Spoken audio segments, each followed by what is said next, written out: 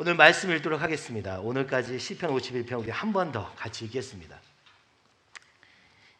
진짜 외워도 참 좋겠다 할 만큼 너무 감사한 말씀이고 우리의 기도의 제목이 될 수 있는 말씀입니다. 오늘까지만 우리 한번 1절부터 19절까지 함께 교독하시겠습니다. 하나님이여 주의 인자를 따라 내게 은혜를 베푸시며 주의 많은 긍휼을 따라 내 죄악을 지워주소서.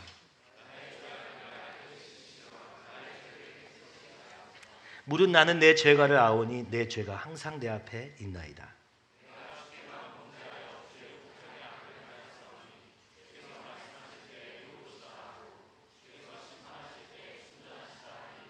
내가 죄악 중에서 출생하였으며 어머니가 죄 중에서 나를 잉태하였나이다.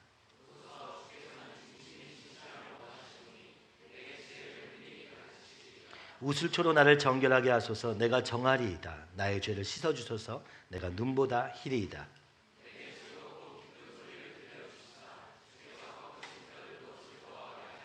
주의 얼굴을 내 죄에서 돌이키시고 내 모든 죄악을 지워주소서.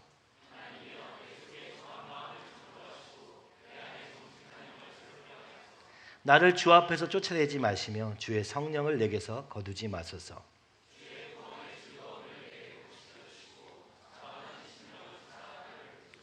그리하면 내가 범죄자에게 주의 도를 가르치리니 죄인들이 주께 돌아오리이다.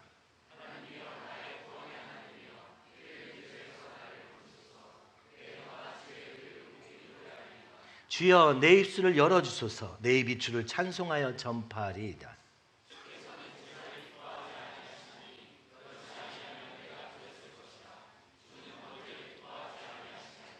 하나님께서 구하시는 제사는 상한 심령이라. 하나님이여 상하고 통회하는 마음을 주께서 멸시하지 아니하시리이다.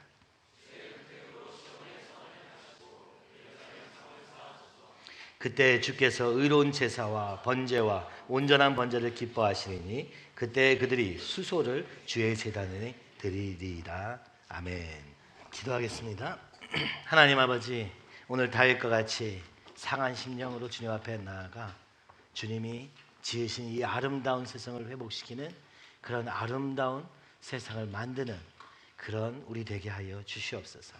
사랑하라 말씀하신 대로 사랑하는 우리 되게 하여 주시옵시고, 용서하라 말씀하신 대로 용서하는 우리 되게 하시며, 아버지 그래서 오늘 이 땅을 다스리고 주님 아래 생육하고 번성하되 오직 주님의 온전하신 뜻이 이 땅에 이루어지는 놀라운 역사가 있게 하여 주시옵소서. 예수님의 이름으로 기도하옵나이다. 아멘.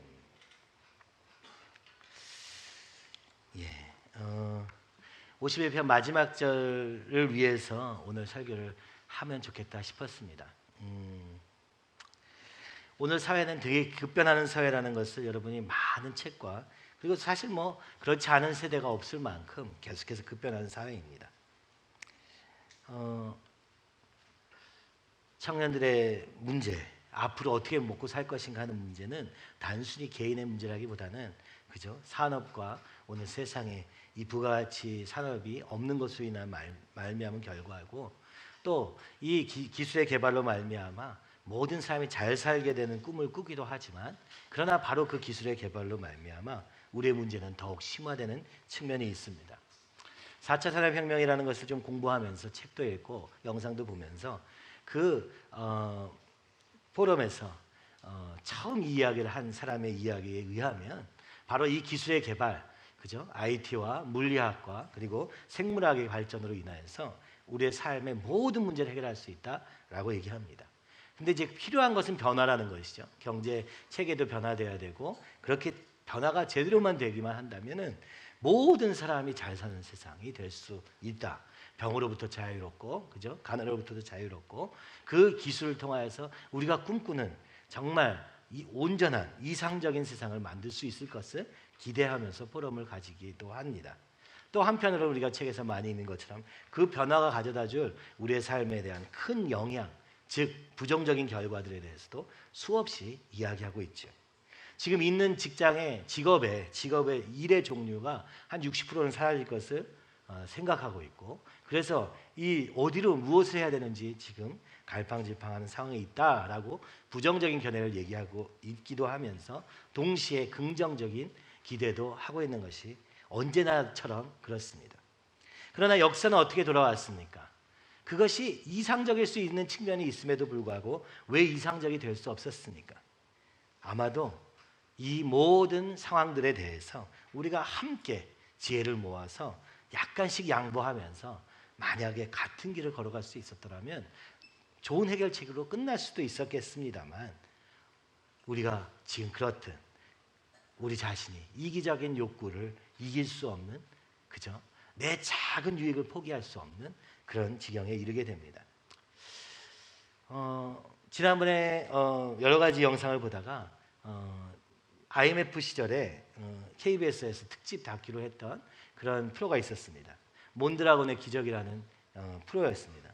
몬드라곤이라는 회사는 스페인에 있는 협동조합 그룹입니다. 그러니까 협동조합으로 이루어진 회사들이 뭉쳐서 만든 것인데, 첫째는 은행으로 시작해가지고 이제 뭐 IT 산업, 뭐 자동차 산업, 가구 산업, 음식 산업 해가지고 스페인에서 한 9위에 되는 그룹에 속해 있는 업체라는 것이죠. IMF 때 많은 회사들이 망하고 도산하고 일자리를 잃었는데, 이 몬드라곤에 있는 이 스페인에서는 오히려 4만 5천 명이라는 사람들을 더 고용할 수 있었다는 것입니다.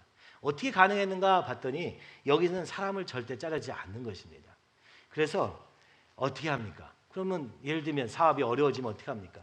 가구 회사가 망하면, 가구 협동조합이 망하면 거기 있는 사람들을 휴직을 주는 겁니다. 한 1년 정도. 그리고 월급의 80%를 줍니다. 1년 동안 재교육을 시켜서, 이 몬드라곤 그룹 안에는 대학이 있어가지고 기술 교육을 시켜서 자신이 원하는 다른 분야로 옮길 수 있는 시간으로 한 1년을 보내게 되는 것입니다. 그래도 안 되면 한 사람이 휴직을 8개월 하고 그 다음 사람이 휴직을 또 이어서 8개월 하는 식으로 일자리를 없애는 것이 아니라 그 부담을 다 같이 공유하고 있다는 것입니다. 그래서 그럼 어떻게 이렇게 가능해지냐라고 보니까, 자본주의 사회에서는 최저임금을 받는 직원과 최고임금을 받는 사람 사이에 차이가 300배 정도 난다고 합니다. 그런데 여기는 최저임금과 최고임금의 사이를 10배로 제한을 뒀다는 것입니다. 그래서 더 많이 가져갈 수 있는 사람들이 포기함으로 말미암아 수많은 사람들이 이것을 유지할 수 있도록 만들고, 그리고 거기에 이 그룹의 핵심 요체인 은행을 통하여서 서로 돕고, 그죠? 남는 쪽에서 모자란 쪽에 대주는 것을 통하여서 인건비를 지원하기도 하고 돈을 빌려주기도 하고 해가지고 나중에 이것을 다 만들어간다는 것입니다. 그래서 이 IMF 시절의 KBS 다큐에서는 이것을 기적이라고 하는 것입니다. 어떻게 사람이 이럴 수 있느냐, 그죠? 아니 내가 당장 10만 원을 못 받아도 이거 다, 그죠? 우리 어떠니까 막 파업하고 막 내놔라 막 이러고, 그죠? 다른 사람이 잘리더라도 내가 그래도 더 잘했으면 좋겠다 이렇게 하면 좋겠는데, 그게 너무 당연한데 이 사람들은 어떻게 80%만 받고도 유지할 수 있었는가 하는 것을 다큐를 통해서 보았습니다. 참 신기한 것은 이 스페인 사람들은 직장이라는 것이 돈을 버는 수단이라기보다는 자세히 들여다보니까 처음부터 어릴 적부터 교육을 받을 때 돈을 벌기 위해서 일을 하는 게 아니라 자신이 좋아하는 일을 찾아서 이 일에 대한 사명감을 가지고 이 일을 연구 개발하는 데 자기의 모든 것을 쏟고, 대신 그죠? 사회적인 제도를 통하여서 혹은 기업적인 제도를 통하여서 그들의 불안을 해소시키는 것으로 해결하고 있다는 것입니다. 그래서 막 엄청나게 잘 사는 사람이 생기지도 않지만 일자리가 없어서 완전히 굶어 죽는 사람도 없는 세상을 만들었다는 것입니다. 그러면서 그 맨 마지막에 그 회장의 이야기는 참 인상적이었습니다. 우리는 유토피아를 만들고자 이 일을 한 것이 아닙니다. 어려움을 극복하기 위해서 함께 노력하는 것이 우리 사회의 기본에 있다고 그는 말합니다. 그러니까 이상적인 사회를 만들려는 노력이 아니라 어떻게 하면 이 문제를 함께 해결할까 하는 데서 시작했다는 것입니다. 참 놀라운 일이 아닐 수 없었습니다. 뭐 그 제도나 그 방식에 대해서 얘기를 하고자 하는 것이 아니라 어떻게 자신의 유익을 벗어나서, 그죠? 당장 나에게 조금만 손해가 와도 사람은 흥분하고, 그죠? 그럴 수밖에 없는 이기적인 존재임에도 불구하고 어떻게 그들은 이 상황을 같이 대처할 수 있었을까? 약간씩 짐을 덜어가면서 이것을 버텨낼 수 있었을까 하는 생각이 듭니다. 오늘날 한국 사회도 마찬가지 문제에 닥쳐 있는 것 같습니다. 갈 길이 없고 할 일이 없고, 그죠? 인생은 길어져서 그 다음에 또 할 일이 없고, 돈이 있어도 할 일이 없고 돈이 없어서도 문제인 이 상황 속에서, 그죠? 우리는 도대체 어떻게 살아야 될 것이냐? 여러분, 우리가 만약에 조금 선명하게 내 자신의 이 문제를 놓고 생각한다면 같이 해결하는 방법밖에는 없다는 생각을 하게 될 수밖에 없는 것입니다. 나 혼자 뭔가 열심히 한다고 해서 이 문제가 해결되지 않고 우리 모두가 조금 이성적인 자세로 조금 손해를 감수하더라도 우리가 함께 살아갈 수 있는 방법을 찾지 않으면 이 어려움을 사실 극복하기 어렵고, 그래서 누군가에게는 큰 이익이 오겠지만 누군가는 굉장히 어려운 상황이 더 심해질 수밖에 없는 구조 속에 살고 있는 것은 아닌가 하는 생각이 듭니다. 어떻게 이 문제를 해결하느냐, 그죠? 어떻게 이 문제를 해결하느냐? 성경의 방식은 바로 회개를 통해서 이루어집니다. 마음의 중심의 문제를 해결하는 것을 통해서 이루어집니다. 이 이상적인, 그죠? 다 이타주의적인 삶, 이기적인 것을 벗어나는 삶은 말씀을 통해서만, 정확히 얘기하면 하나님 앞에서만 해결된다고 말씀하시는 것 같습니다.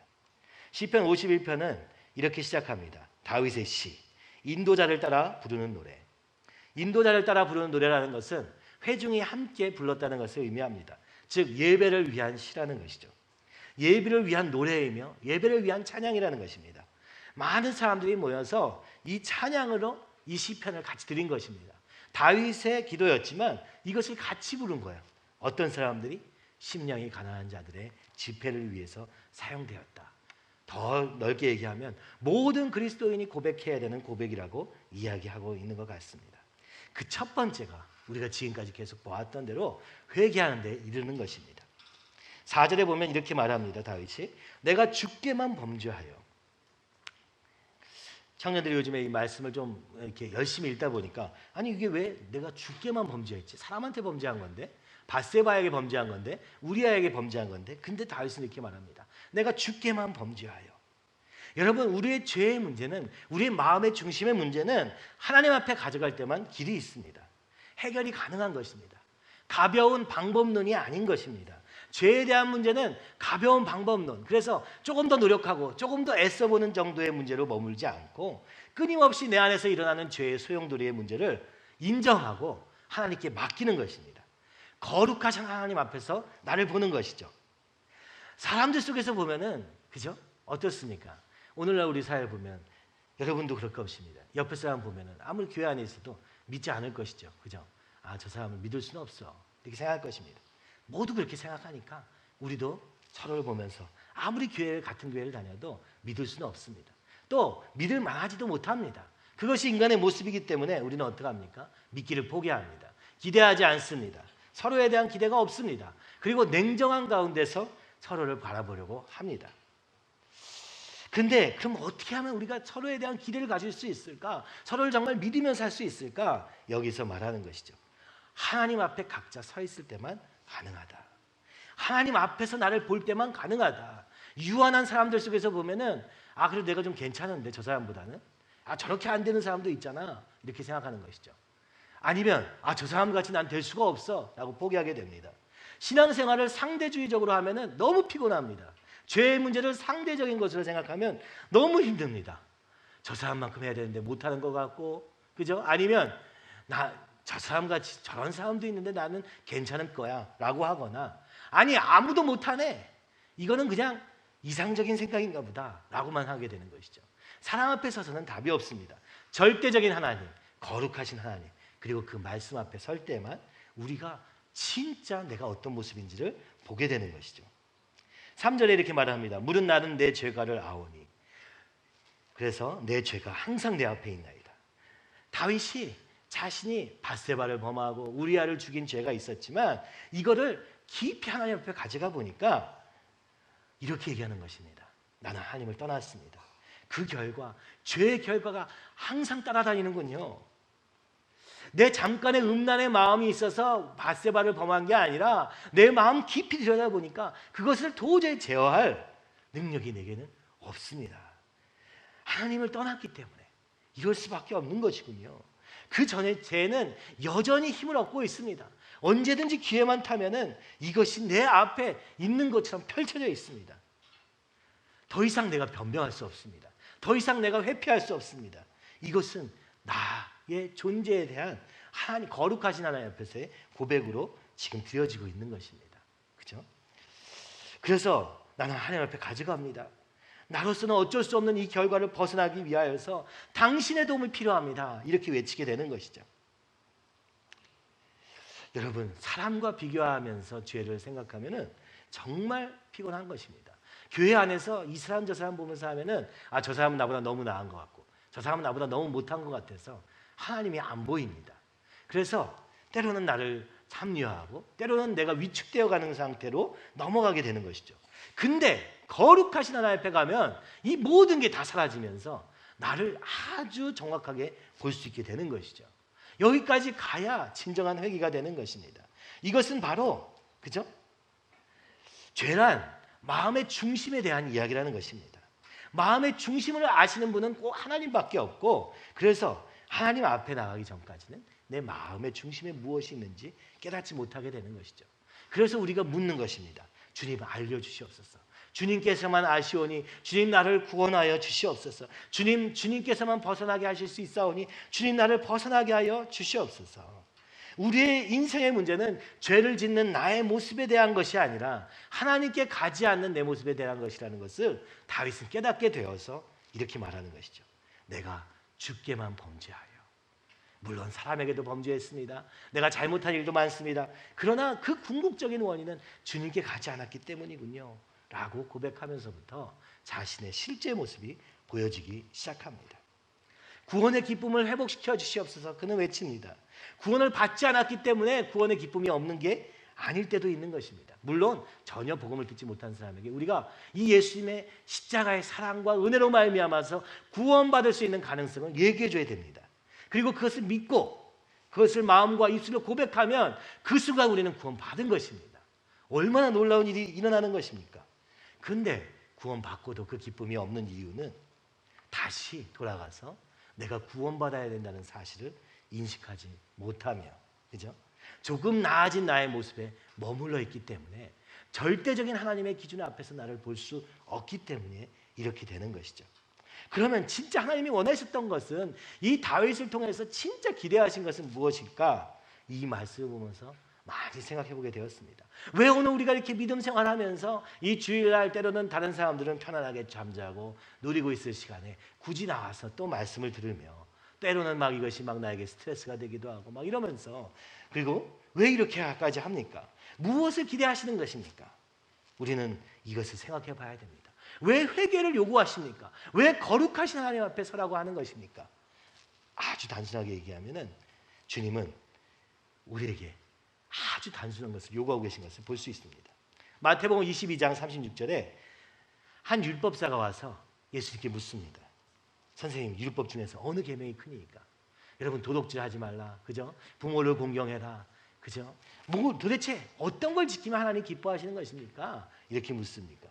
그랬더니 예수님께서 이르시되 내 마음을 다하고 목숨을 다하고 뜻을 다하여 주 너의 하나님을 사랑하라. 주님을 사랑하라. 이것을 위해서 내가 율법을 줬다라고 얘기하는 것이죠. 주님을 어떻게 사랑하게 됩니까? 나로서 할 수 없는 것을 주님이 허락하시기 때문에 주님만 바라보고 주님 앞에 나아갈 때 주님을 사랑하게 되는 것이죠. 아니, 정확히 얘기하면 주님이 먼저 나를 사랑하셨기 때문에 그 사랑을 깨닫는 순간에 나도 그 반응으로 주님을 사랑하게 되는 것이죠. 이것을 위해서 우리에게 율법도 주셨고 예수님도 오셨다고 말씀하고 있는 것입니다. 그 주님의 사랑을 깨달은 자는 어떻게 됩니까?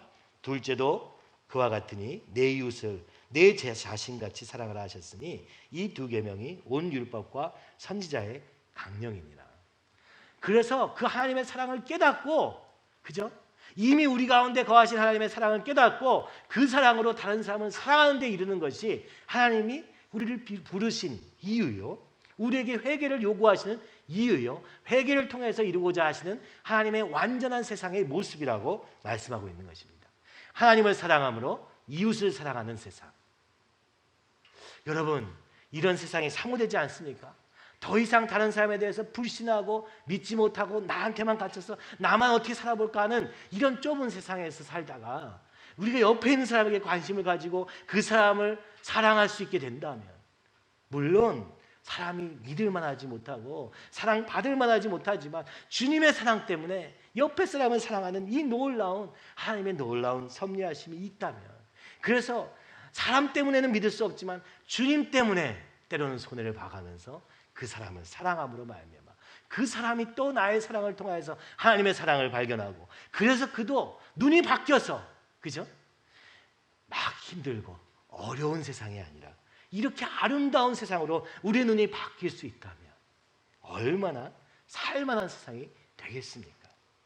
여러분, 그것을 위해서 주님이 우리를 부르셨다고 말씀하는 것입니다. 베드로전서 1장 22절에 이렇게 말씀합니다. 우리가 함께 같이 읽어보실까요? 너희가 진리를 순종함으로 너희 영혼을 깨끗하게 하여 거짓이 없이 형제를 사랑하기에 이르렀으니 마음으로 뜨겁게 서로 사랑하라. 여러분, 우리가 가족 사랑합니다.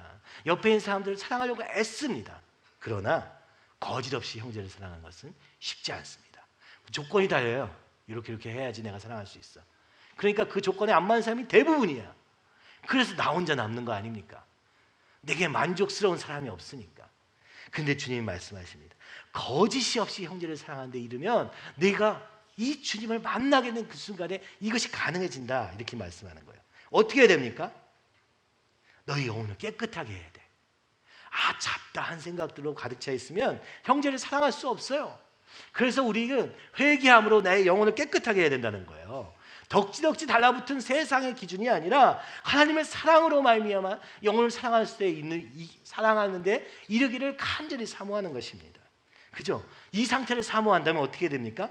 베드로전서 1장 22절은 말합니다. 너희가 진리를 순종함으로. 이 하나님의 말씀 앞에서 우리가 잘 몰라요. 왜 이렇게 해야 되는지. 왜 내가 막 십자가를 져야 돼? 왜 손해를 봐야 돼? 왜 저 사람이 날 믿을 수 없는 사람을 믿어야 돼? 어찌하여 그를 사랑까지 해야 돼? 억울합니다. 용서할 수가 없어요. 두 사람이 싸웠다고 칩시다. 여러분, 어떻게 용서하십니까? 온전한 용서는 인간에게는 없습니다. 다음부터 너 안 하면 내가 용서해 줄게. 그럼 상대방은 뭐라고 하겠어요? 야, 너도 그거 안 하면 용서해 줄게. 이렇게 용서하면요, 다시 싸웁니다. 왜냐하면 사람은 잘 안 바뀌거든요. 우리가 같이 오랫동안 살수록 저 거슬리는 어떤 모습이 있는 거예요.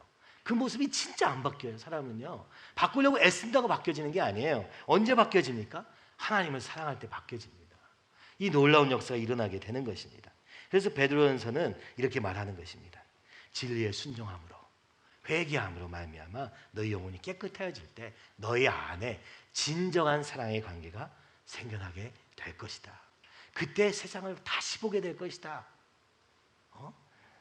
적자 생존의 세상이 아니라 오늘도 하나님이 사랑하시는 세상으로 보이게 될 것이다. 회개를 하게 되면 내 마음의 상태가 바뀌어져 가지고 세상을 보는 눈이 달라지고 그로 말미암아 우리의 삶이 변하게 됩니다. 사랑하시는 하나님을 따라서 사랑하게 되는데 이르게 되는 것입니다. 다윗은 그래서 19절에 보면은 이렇게 기도가 끝나게 됩니다.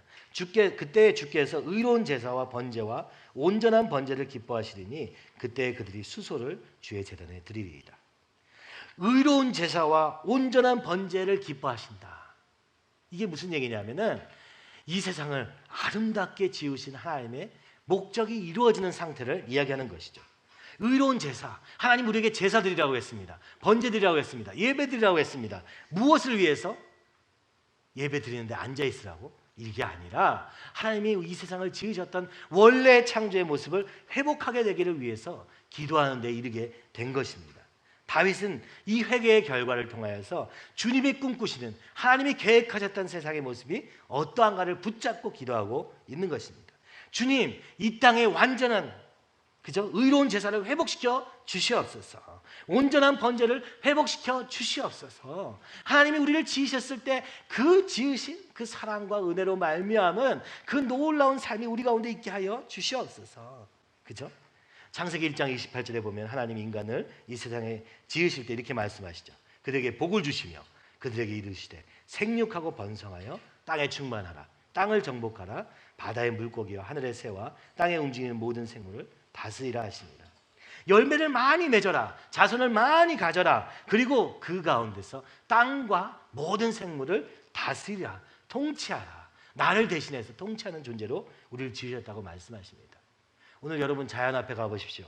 얼마나 힘이 없습니까? 우리가 아무 힘도 없어 보입니다. 특히 모세 때는 오죽했겠습니까? 과학이 그렇게 발달하지도 않았고 우리에게는 별 힘이 없습니다. 사자가 달려들어도 도망가야 되는 신세입니다. 근데 하나님 말씀하신 거예요. 이 세상을 지을 때 너에게 이 모든 것을 다스릴 권세를 주셨다. 여러분, 정복이라는 말이, 땅을 정복하라는 말이 막 사람을 갖다 정복해라, 내가 저 사람보다 이겨서 막 밟아서 이겨라, 이런 뜻이 아니라 하나님이 지으신 이 아름다운 땅을 더 아름답게 가꿔라 라는 뜻인 거예요. 하나님이 이 세상을 딱 지으셨을 때 어땠습니까? 보시기에 아름다웠더라, 이렇게 말씀하시는 거예요. 이 아름다운 세상을 더 아름답게 하기 위해서 내가 너희를 지었다, 이렇게 말씀하신 거예요. 그렇죠? 힘이 없어 보이는 우리, 그러나 하나님이 너와 함께 하시면 너희가 이 모든 것을 다스릴 수 있는 힘을 주실 것이다. 이 세상을 대리통치할 자들로 우리를 삼으셨다라고 얘기하는 것입니다. 여러분, 오늘 세상에 오늘 우리를 향해서 끊임없이 위협합니다. 야, 경제적으로 이렇게 해서 어려울 거야, 사회적으로 이렇게 얼마나 못 살만한 세상이야, 범죄가 가득하고 이 세상에서 어떻게 살아, 자연적으로는 이렇게 문제가 많아가지고 더 이상 우리가 인간이 살 수 없는 세상이 될 거야. 그러니까 너라도 잘 살아, 너만이라도 잘 지켜, 너만 바라봐, 이렇게 얘기하는 것이죠. 여러분, 끊임없는 세상의 위협에 속아서 살겠습니까? 아니면 주님이 원래 지으신 이 창조의 아름다움을 회복하는 원래 지으신 형상대로 살기를 소원하시겠습니까? 주님이 이렇게 말씀하시는 거예요. 야, 여기 세상이 어렵다고 그래, 곧 있으면 어려울 거야. 야, 그러니까 내가 잘 준비해가지고 나라도 잘 살아야 돼. 여러분, 이거는요, 세상을 바꿀 수도 없거니와 그 인생도 참 의미 있을 것 같지만 아무 의미가 없습니다.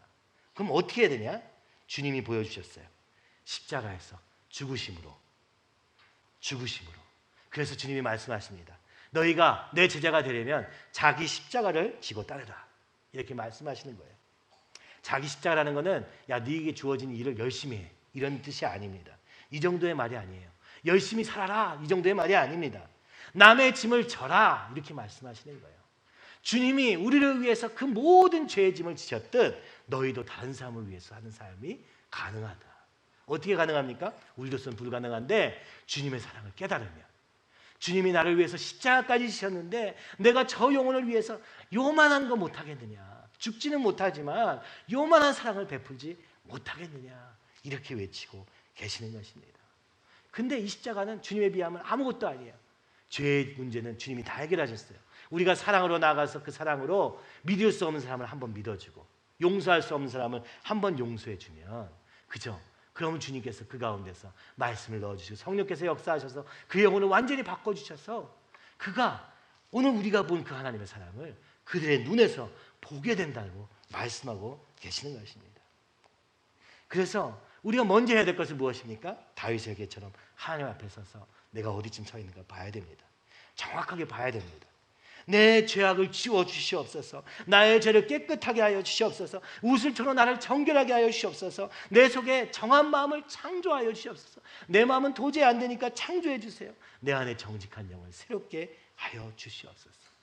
세상을 바꾸는 길은 제도를 바꾸고, 그죠? 방법을 바꾸고 더 우리의 각자의 계산에 맞는, 그래서 우리 모두가 다 만족할 만한 어떤 방법을 찾는 데 있는 것이 아니라 하나님 앞에 서는 것이라고 이야기하는 것입니다.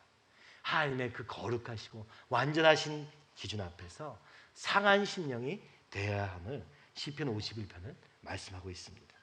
상한 심령이란 무엇입니까? 내가 조금만 더 선하게 하면 되겠지, 내가 좀 더 잘하면 되겠지, 이게 아니라 주님, 나는 아무래도 안 되는군요.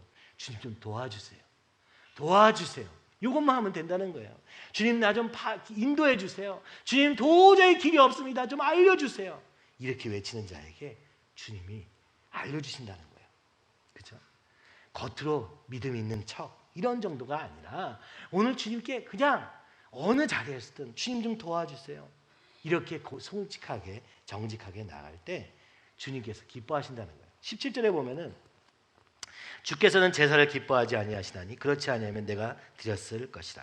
주는 번제를 기뻐하지 아니하시리이다. 그죠? 예배를 드리면 되겠구나. 교회 오면 되겠구나. 그죠? 맞습니다. 틀린 얘기는 아니에요. 또 헌금을 많이 드리면 되겠구나. 내가 이렇게 잘못한 게 있으니까 이걸 좀 보상해야겠다. 금요기도에 와서 기도를 더 열심히 하면 되겠구나. 이 정도로 우리가 되는 게 아닙니다. 다윗은 범죄한 후에 이 제사를 기뻐하지 않으시는 하나님을 발견하게 됩니다. 그냥 겉으로만 대충 넘어가려고 하는 마음이 아니라 그 괴로운 마음을, 상한 심령을 통회하는 심령으로 주님 앞에 날마다 더 나아가는 것입니다. 주님의 음성이 들리기까지, 주님의 마음이 되기까지, 나를 아주 철저하게 보기까지 주님 앞에 나간 것입니다. 그리고 나서 둘째 무엇을 해야 됩니까? 죄를 고백하고 용서를 구해야 됩니다. 마태복음 5장 23절 24절에 이렇게 말합니다. 그러므로 예물을 제단에 드리려 하다가 거기서 네 형제에게 원망 들을 만한 일이 있는 것이 생각나거든 예물을 제단 앞에 두고 먼저 가서 형제와 화목하고 그 후에 와서 예물을 드리라. 주님은 예물을 기뻐하시지만 우리의 중심이 담기지 않은 예물을 기뻐하시지 않는지라 혹시 하나님이 생각나게 하시거든 우리가 좀 잘못한 것이 있는 것 같거든 옆에 가서 말하는 것입니다. 아, 내가 보니까 하나님 이것을 기뻐하시지 않는 것 같아. 나를 용서해줘. 그렇죠? 원망 들을 만한 일이 있거든 가서 형제와 화목하게 하는 것입니다. 내가 이런 말을 했는데 이거는 정말 하나님이 기뻐하시지 않는 것 같아. 내 마음이 너무 부담스러워. 그래서 내게 고백한다. 주님이 내게 알려주신 대로 고백한다. 내가 잘못했어.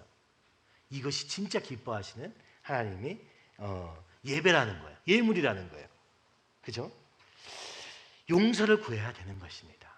먼저는 하나님 앞에 서서 내가 어떤 죄인인가를 깨닫고 그 깨달은 만큼 가서 용서를 구하는 것이죠.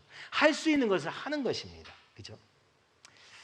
이 밀양의 지난주에 얘기했던 밀양의 이야기를 어디서 가져왔냐면 이청준이라는 작가의 소설에서 가져온 거예요. 이 소설은 어디서 또 온 것이냐면은 한 유괴범의 이야기에서 가져온 거예요. 한 유괴범이 자기 제자 2명, 고등학생 2명과 그 카드 쓰고 도박하다가 빚이 많아져 가지고 잠시 아이를 납치해 가지고 몇 천만 원을 갚으려고 했던 거예요.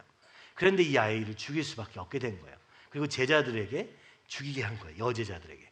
그러니까 고등학교 선생님이 고등학생들과 벌인 범죄였던 거예요. 그가 마지막에 사형대에 쓰면서 고백합니다. 하나님, 저는 용서받을 수 없는 죄입니다.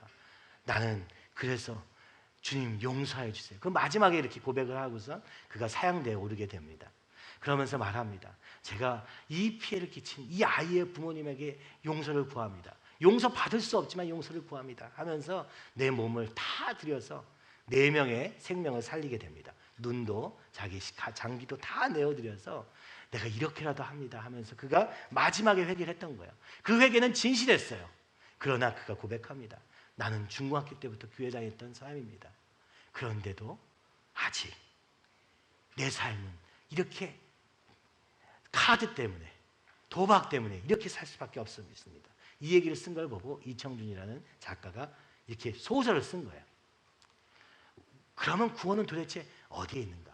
그 소설을 이 소설을 쓴 사람은 우리가 잘 알게 되는 낮은 대로 임하소서라는 소설을 쓴 사람이에요. 그 책을 쓴 사람이에요. 그러니까 소경이 되어서 세상에 많은 것을 가지고 있다가 소경이 되어서 그 속에서 소경 교회를 세운 한 목사님의 이야기를 다룬 낮은 대로 임하소서라는 소설을 쓴 그 사람이 이 살인자의 모습을 보면서 왜 오늘 우리의 삶의 당장의 열매는 없는가? 왜 죽을 때 가서야 회개하고 마는가? 이것을 안타까이 쓴 거예요.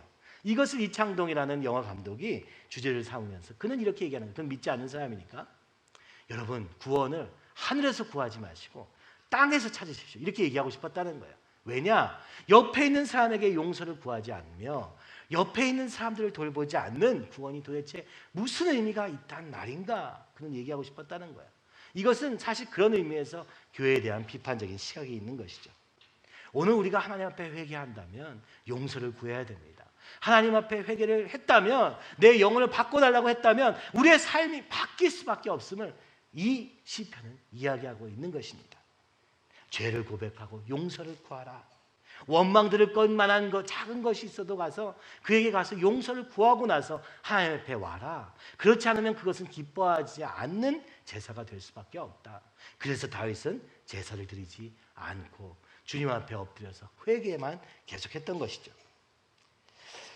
이 야고보서에도 또 이 말씀이 한 번 더 나옵니다. 너희 중에 병든 자가 있느냐? 그는 교회 장로들을 청할 것이요 그들은 주의 이름으로 기름을 바르며 기도할지니라. 믿음의 기도는 병든 자를 구원하리니 주께서 그를 일으키시리라. 혹시 죄를 범하였을지라도 사하심을 받으리라. 그러므로 너희 죄를 서로 고백하며 병이 낫기를 위하여 서로 기도하라. 의인의 간구는 역사하는 힘이 큼이니라. 이 야고보서에서 야고보는 이렇게 얘기하는 것이죠. 그죠? 이렇게 말하는 것입니다. 병을 낫기를 위해서 서로 기도해라. 근데 이 병도 죄의 문제일 수 있다. 그죠? 아니, 그러니까 병은 꼭 죄의 문제다. 이렇게 얘기하고 싶은 건 전혀 아니에요. 전혀 아니고 이것이 이제 오해의 소지가 있으니까. 그게 아니라 여러분, 오늘 우리에게 문제가 생겼을 때, 병만 아니라 모든 문제가 생겼을 때 서로 죄를 고백하는 데서부터 시작하라는 거예요. 왜냐? 의인의 간구는 역사하는 힘이 크기 때문이다. 하나님께서 이 죄를 모두 해결한 자들의 기도를 정말 잘 들으신다. 그것을 기뻐하신다. 우리의 상황에 문제가 있느냐? 죄를 고백해라. 하나님 앞에 나아가라. 이 다윗처럼 엎드려라. 회개해라. 그러면 주님이 들으실 것이다. 병도 고치실 것이다. 이렇게 얘기하는 것입니다. 때로는 죄가 영혼의 질병을 일으키고 마음의 병을 일으키고 그로 말미암아 육체의 질병도 일으키게 된다는 것도 얘기하면서 우리가 믿는 자로서 먼저 해야 될 것은 하나님 앞에 서서 혹시 내가 주님 앞에 아직 고백하지 않은 죄가 있는지 돌아보고, 또 우리 옆에 있는 형제들에게 고백하지 않은 죄가 있는지 돌아보고, 그리고 주님께 기도하는 것입니다. 주님, 이 병을 고쳐 주시옵소서. 이렇게 기도할 때 이 의인의 간구, 의인이라는 게 뭡니까? 이 죄를 다 고백한 그들의 의인이라고 말씀하시며, 그럴 때 하나님이 함께 하시고 너의 기도를 응답하신다, 이렇게 말씀하고 있는 것입니다. 세 번째, 무엇을 해야 됩니까? 배상을 해야 됩니다. 삶의 열매로 드러나서 그 삶이 이제는 바뀌어야 된다고 얘기하는 것입니다. 더 이상 나를 위하는 삶이 아니라 형제를 사랑하는 삶으로 갈 수밖에 없다. 그 하나님의 사랑을 깨달았기 때문에. 그죠? 레위기 6장 4절에서 5절에는 이렇게 말합니다. 그 훔친 것이나 착취한 것이나 맡은 것이나 잃은 물건을 주운 것이나 그 거짓 맹세한 모든 물건을 돌려보내되 곧 그 본래 물건의 5분의 1을 더하여 돌려보낼 것이니 그 죄가 드러나는 날에 그 인자에게 줄 것이요. 레위기에서 하나님이 율법을 주시면서 얘기하신 게 뭐냐면, 너희가 남의 것을 빼앗았느냐, 착취했느냐, 주었느냐, 숨겼느냐, 속였느냐, 그렇다면 5분의 1을 더해서 갚아라. 그러니까 용서를 구합니다. 이 정도가 아니라 여기에 삶이 같이 들어가야 된다는 거예요. 그죠? 뭔가 행위가 같이 들어가야 된다는 거예요. 여기서는 5분의 1을 드리라고 했던 거예요. 그러니까 책임지는 마음이 있어야 된다는 거예요. 진짜 내가 이 회개했던 것을 나의 삶으로 드러내야 된다는 거예요. 그래서 삭개오도 나중에 주님을 만나서 그 주님이 이 삭개오의 집에 찾아왔을 때 삭개오가 이렇게 말합니다. 주여 보시옵소서, 내 소유의 절반을 가난한 자들에게 주었겠사오며 만일 누구의 것을 속여 빼앗은 일이 있으면 내 갑절이나 갚겠나이다. 주님이 갚으라고 하지 않으셨어요. 사실 부자청년이 왔을 때 어떻게 해야 구원을 얻을 수 있습니까 했을 때 하나님 말씀하셨어요. 내 소유를 다 팔아서 가난한 자에게 나눠주고 나를 따라와라. 그랬더니 부자청년이 거절하죠. 근데 여기 삭개오는 주님이 그렇게 얘기하지 않으셨어요. 그에게 이 죄인들의 친구라고 하시면서 그를 찾아왔을 때 그는 너무 기뻐서 주님께 이렇게 고백하는 거예요. 내 소유의 절반을 가난한 자에게 나눠주겠습니다. 빼앗은 게 있으면 4배를 배상하겠습니다. 20%가 아니라 400%를 제가 갚겠습니다. 그는 그 마음의 진실함으로 행동하기 시작한 것입니다. 이것이 저절로 이루어진 거예요. 주님이 구하신 게 아니라 주님이 기뻐하시며 그를 새롭게 하셨습니다. 누가복음 3장 8절에 이하에 이렇게 말씀합니다. 그러므로 회개에 합당한 열매를 맺고 속으로 아브라함이 우리 조상이라 말하지 말라. 내가 너에게 이르노니 하나님이 능히 이 돌들로도 아브라함의 자손이 되게 하시리라. 여러분, 회개를 입술로만 하지 마십시오, 이렇게 얘기하는 겁니다. 그 회개에 합당한 열매, 그런 삶을 사시기 바랍니다. 더 이상 세상의 논리와 기준으로 가는 삶이 아니라 하나님 앞에서 다윗과 같이 이 순전한 마음으로 엎드린 그 상하고 통회하는 심령으로 사는 삶이 우리에게 구원의 길이 될 것입니다. 우리의 삶도 바꿀 것입니다. 이렇게 얘기하는 것입니다. 그죠? 그러면서 말씀하시는 거예요. 뭐라 그럽니까? 그랬더니 옆에서 그럼 저 어떻게 해야 됩니까? 우리는 아브라함의 자손이라고 굉장히, 그죠? 굉장히 자랑했어요. 오늘 우리가 교회 다니고 오늘 우리가 그리스도인이라고 세상을 향해서 에휴 저 교회도 안 다니고 예수님도 모르는 사람들, 이렇게 판단하는 자리에 있으면서 여전히 세상의 논리로 사는 삶이라면 이 말씀이 똑같이 해당되는 거예요. 그러니까 나는 아브라함의 자손이야, 난 하나님의 백성이야, 이 정도가 아니라 우리의 삶을 들여 삶의 열매를 맺어라. 그랬더니 묻습니다. 어떻게 하면 되겠습니까? 그랬더니 주님이 말씀하신 거예요. 옷 2벌 있는 자는 옷 없는 자에게 나눠줄 것이요 먹을 것이 있는 자도 그렇게 할 것입니다. 그러면서 세리에게는 말씀하세요. 그럼 우리는 어떻게 해야 됩니까? 그랬더니 너희는 부과된 것 외에는 거두지 말라. 이 당시에 세리는요, 사실 이 직업이 되게 불안정한 직업이었어요. 이제 로마에 드려야 되는 세금 퍼센트가 있어요. 근데 이 세리는 정말 이렇게 자유로운 직업이에요. 프리랜서예요. 그래가지고 어디 동네에 가가지고 그게 몇 %인지 다른 사람 모르는 거예요. 8%라고 만약에 해봅시다. 그러면 가서 10%를 걷어요. 나머지 2%가 자기 월급인 거예요. 사업이에요, 말하자면. 그러니까 가서 많이 받아야 돼. 월급이 주어지는 게 아니니까. 월급은 아주 작으니까. 그래서 이게 더 많이 받을수록 자기께 되는 거예요. 그래서 주님이 말씀합니다. 부과된 것 외에는 거두지 말라. 딱 그만큼만 하고 너에게 주어지는 작은 월급으로 살아라. 군인에게 말합니다. 군인들이 그럼 어떻게 해야 됩니까? 사랑하는 내게서 강탈하지 말며. 당시에 군인은 모든 권력을 상징하는 거예요. 공권력을. 그러니까 뺏을 수 있었어요. 야, 이 줘! 하면 그냥 가져올 수 있어요. 군인이니까. 힘도 있고. 아무도 거기서 말릴 자가 없었던 거예요. 그러니까 집에 가가지고 막 뺏어올 수 있는 거예요. 강탈하지 말아라. 거짓으로 고발하지 말아라. 이 군인이 곧 검사예요. 경찰이에요. 그래서 거짓으로 고발하면은 그가 벌금을 내야 돼요. 그죠? 그러니까 주님이 말씀하는 거예요. 야, 그 너 돈을 위해서 거짓으로 고발하고 속이는 일을 하지 마. 그러면서 말씀합니다. 받는 급료를 족한 줄로 알라. 그냥 내게 주어지는 그 급료 안에 살도록 해봐라. 그러니까 정확히 얘기하면은 좀 가난하게 살 수밖에 없는 구조를 말씀하신 거예요. 무슨 얘기입니까? 여러분의 삶이 바뀌어야 된다는 것입니다. 세상의 논리와는 다른 삶, 세상의 두려움 앞에서 나를 막 주장하는 삶이 아니라 주님, 내가 주님과 함께 십자가 지겠습니다. 주님, 내가 그래서 헌신하겠습니다. 내가 이러다 어떻게 될지 잘 모르지만 그러나 주님이 인도하실 줄 믿습니다 하는 굉장히 어리석어 보이고 굉장히 연약한 삶을 주님 때문에 살 수 있게 될 것이라고 말씀하고 있는 것입니다. 요한일서 4장 20절에 누구든지 하나님을 사랑하노라 하고 그 형제를 미워하면 이는 거짓말하는 자니 보는 바 그 형제를 사랑하지 아니하는 자는 보지 못하는 바 하나님을 사랑할 수 없습니다. 하나님을 사랑한다면 그 하나님의 사랑 때문에 그 감격으로 말미암아 옆에 사람을 사랑하고 옆에 사람을 때로는 정말 손해봤지만 용서하는 데까지 이르는 그 하나님의 사랑의 마음이 가득하기 위하여는 우리가 먼저 하나님 앞에 다윗과 같이 상하고 통회한 심령이 될 수밖에 없음을 말씀하고 있습니다. 오늘날 우리가 어떻게 살아야 되겠습니까? 주님 우리 가운데 일하여 주시옵소서. 주님 이 상하고 통회하는 마음으로만 살게 하여 주시옵시고 그죠? 세상의 논리, 기업의 논리, 내가 생각하는 이상적인 사상의 논리가 아니라 오늘도 주님만을 바라보는 삶의 논리가 되게 하여 주시옵소서. 이것이 우리의 삶의 지금까지 살아온 우리의 삶입니다. 여러분 어떤 사람들은 그죠? 이런 수양회나 뭐 여러 가지에 우리 교회 오니까 여러분 다른 교회에서는 아무것도 안 내고 다 공짜로 누릴 수만 있었어요. 근데 여기 오니까 좀 부담을 해야 되는 게 있죠. 여러분 여기 우리는 몇 명 없는 사람들이 여기 모여 있습니다. 이 건물을 짓고 유지하는데 수많은 노력을 하며 우리의 모든 것을 드렸습니다. 왜 드렸습니까? 사실 똑똑한 일이라고 보기는 어려워요. 세상 사람이 보기에는 똑똑한 일이라고 보기는 어려워요. 우리의 전부를 들여서 하나님이 하실 것을 기대하는 마음으로 순종하는 마음으로 여기까지 왔습니다. 지금도 무방비 대책으로 어쩌면 남아있는지 모르겠습니다.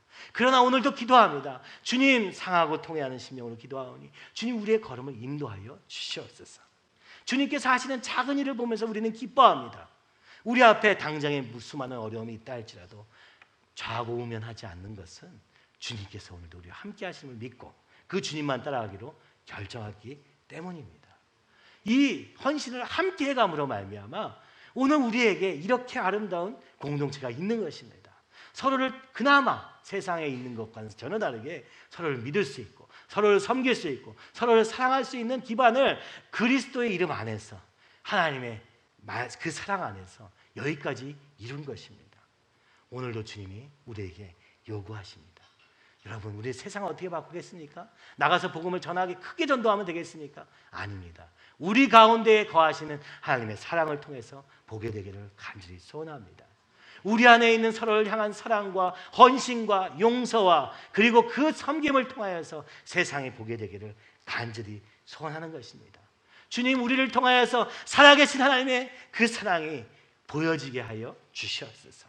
그래서 오늘 우리는 도서관을 통하여서 또 다른 사람들을 섬기며 또 어떻게 하면 더 섬길까 하는 그런 계획을 하고 있는 것입니다.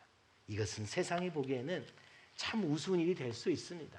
그러나 주님이 허락하셨기에 올 수 있었고 허락하시기에 오늘도 하고 있는 것입니다. 주님이 하지 말라 하시면 우리는 하지 않을 것입니다. 주님이 우리에게 말씀하신 대로 순종하겠사오니 오늘도 상하고 통회한 심령으로 다윗과 같이 겸손한 마음으로 주님께 나아와 주님 나를 인도하여 주시옵소서. 그때에 주께서 의로우신 제사와 온전한 번제를 기뻐하시리. 주님 이렇게 살다가 주님 우리의 삶의 열매를 통하여서 온전한 번제가 되게 하여 주시옵시고 의로운 제사가 되게 하여 주시옵소서. 로마서 12장에 있는 것처럼 우리의 삶을 예배로 드리는 삶이 될 수 있도록 주님 인도하여 주시옵소서. 잘하고 있다 하는 것이 아닙니다. 남들보다 낫다고 하는 것이 아닙니다. 그러나 주님이 허락하신 가운데서 한 걸음 한 걸음 순종을 하고 있다고 말씀드리고 싶은 것뿐입니다. 주님 우리 성도들을 통하여서 말씀하시면 또 하나님의 뜻으로 인도함 받게 되면 그렇게 걸어가는 우리의 걸음이 되게 하여 주셔서 회개의 열매인 용서와 사랑이 우리 안에 가득하게 하여 주시옵시고 세상도 그것을 보게 하여 주시옵소서. 그것이 우리의 기도 제목이 되기를 간절히 소원합니다.